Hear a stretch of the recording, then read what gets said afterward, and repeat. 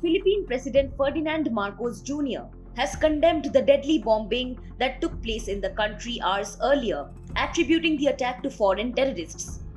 The explosion occurred during a morning Catholic Mass in a university gymnasium in Marawi, a city in the south of the country that witnessed a prolonged siege by Islamist militants in 2017. At least 4 people lost their lives and over 50 others were injured in the blast. President Marcos, in a strong worded statement, denounced the perpetrators. He said, and I quote, "I condemn in the strongest possible terms the senseless and most heinous acts perpetrated by foreign terrorists. Extremists who wield violence against the innocent will always be regarded as enemies to our society." According to Defense Secretary Gilberto Teodoro, law enforcement, which is determined to bring the perpetrators to justice, will continue unabated. The Defense Secretary also hinted at a foreign element in the bombing but refrained from providing further details to avoid compromising the ongoing investigation. Senior police official Emmanuel Peralta revealed that fragments of a 16mm mortar were recovered at the scene, adding a layer of complexity to the unfolding situation.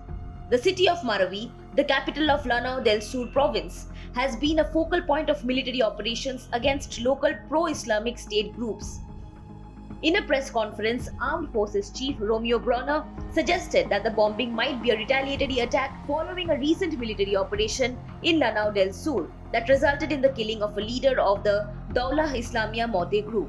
The Maute group, which links to the Islamic State, seized Marawi in 2017, triggering a 5-month battle that claimed the lives of over 1,000 people, including civilians.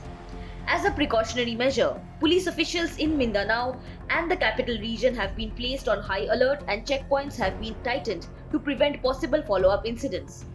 The Coast Guard has also directed its districts to intensify pre-departure inspections at ports.